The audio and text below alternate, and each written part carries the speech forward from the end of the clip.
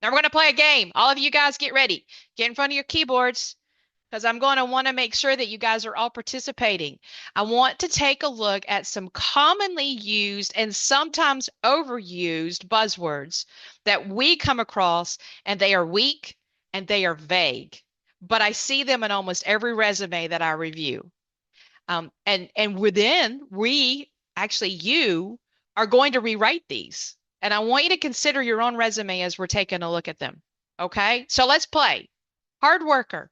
I want you guys to write into the chat what you think you're trying to say. If you've got hard worker on your resume, or if you see hard worker on somebody else's resume or LinkedIn profile, what are they really trying to say? What are you really trying to say? Start writing out some answers there, because hard worker in general is vague and it's not provable. Again, you could tell me you're purple.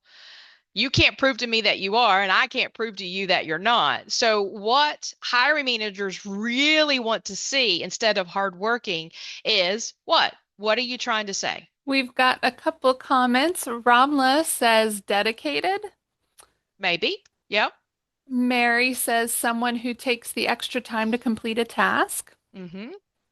Yep. Angie says you want to show that you are willing to go above normal task assigned for. And Andy says you put in the time and possibly overtime. Yep. And Gauss says detail oriented. And Mary says maybe later than time. Okay. You're definitely wanting to show, I think these are all really good. I'm glad to see that your heads are starting to work. You're wanting to show how you approach challenges, right? You're a hard worker. How do you approach a challenge? You've been given a deadline. How are you going to deal with it? Are you going to put in the extra time?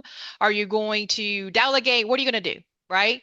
And then, of course, you obviously want to meet goals. You want to follow through. So maybe you can replace these phrases with things like this. You delivered results under pressure. You took the initiative. You met tight deadlines. You exceeded performance goals. It's very much in alignment with what you guys were saying. You followed through on complex projects. You managed heavy workloads. Now, you guys don't need to say hard worker if you've said any of these other things, right? Because these are the things that you want to take a look at. It shows persistence, it shows ownership, it shows that you're consistent in your delivery. Okay? Now let's look at this one. Go getter. What do you think someone's trying to say if they say, I'm a go getter? By the way, I would never use this phrase. I would tell you, if you've got it in your resume, take a red marker right now and mark through it, because it doesn't mean anything. It's so vague and it's so not tangible. With that being said, you have it in there because you mean something. What exactly is it that you're trying to say? What do you guys think? What does go getter mean? Yeah, I'll give you a hint. Turn it into an action. Turn it from a noun descriptor into an action. Andy says cheerleader. I don't like it. Maybe. Hey, I think I'm a cheerleader. Come on. You should get my pom poms out. Yeah, no, I'm with you. So Yeah, Angie says you're trying to learn something new and you're not afraid of challenges. love it. Love it. And Mary says takes the initiative to move forward on a problem or a trend you see. Awesome, Mary. Hmm. Ramla says innovative. Yep. And Yep. Angie says if someone tells you no, you turn it into a yes. There you go. All of those are really great. And I love how you're starting to think about that. Now, I want to make sure that you're translating this into your head. How do you add that to your resume? Because that's what I'm asking you to do. People get too formal with their resume and they think they can't tell their story in their resume. And I'm telling you to tell a story in your resume. I'm telling you to tell your future hiring manager in your resume how you're a go-getter. But use words like, I spearheaded this project. I launched this such and such. I initiated this. I took ownership of that. I proposed and I executed this project. I introduced new workflows, champion new ideas. Innovative is a really great one. I created this, I did whatever. Again, it's an anchor. You got to talk about what you did. You can't just say, I'm a go-getter. You've got to say, I proposed and executed a new project that helped to streamline blah, blah, blah, blah, blah. Tell the story. What did you do in order to show that you were a go-getter? Okay. Results driven. We will, by the way, while you guys are like telling me what you would be saying instead, I will tell you that we as a recruiter, and Becky can attest to this, we have never, ever, ever looked for the keyword results driven. Nope. Never, never. So, but what if you're trying to say that on your resume? What are you really trying to say? Angie says, I will actually put my awards or money I've gotten in initiatives instead. Okay. hmm Andy says, have seen the final resolution, but it rarely happens. Mm. But that doesn't change what you did for it. Now, I know that we talk about the fact that it's a really good point, Andy. Thank you for bringing this up. I know we talk a lot about the fact that if where you can, to the extent that you can, add numbers, add tangible results. I saved the money, I saved the company this much money, or I improved efficiency by this amount, or whatever. But that doesn't change what you did. You can always say that you did something from a results perspective. You created an innovative new tool to help drive efficiency into the amount of time it takes to write a report. You don't know if it actually did something. You don't necessarily know the impact that it had tangible wise, like it drove efficiency by 12% or 50% or whatever, but you know what you did. And I would lean into that because, again, it shows that you're a problem solver and you're trying to achieve a certain result. Mary says, don't we all want the results? If you've got them, but if you're part of a larger team, you may not have them. Whenever I worked with IBM, we always said you never want to make a change unless you can measure the results.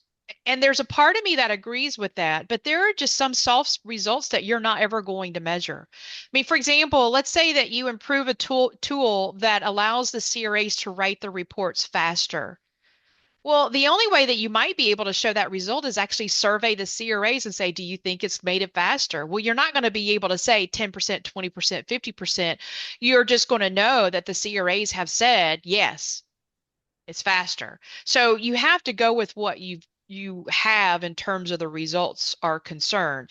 But it doesn't change the fact that you took the initiative to change the tool to improve the process, and the feedback from the team was positive. And so I would lean into that. So yes, Mary, where you can show the results, but the results might say to stronger satisfaction of the CRAs writing the reports. And that is a result. We talk about results all the time. That is a result. Okay. So, all right. So some of the examples could be increased revenue, increased engagement, increased efficiency. I reduced the cost, I reduced errors, I reduced the churn. I optimized this process. I achieved this. I outperformed targets by XYZ. I boosted performance of the team by whatever.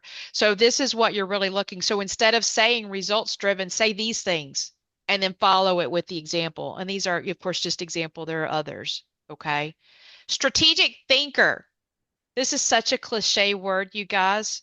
And I have a hard time with the strategic thinker statement, especially if it's not a really senior level individual. Because when you start thinking strategy, you're not talking day-to-day operations. You're talking someone who's helping to put strategy in place.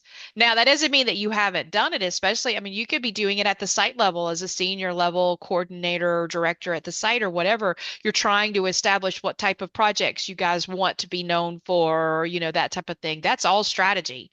And as a leader, you definitely want to consistently lift your eyes up at the horizon and look strategically if your organization is leading in the right direction. So if you've done those things, this concept is important to note.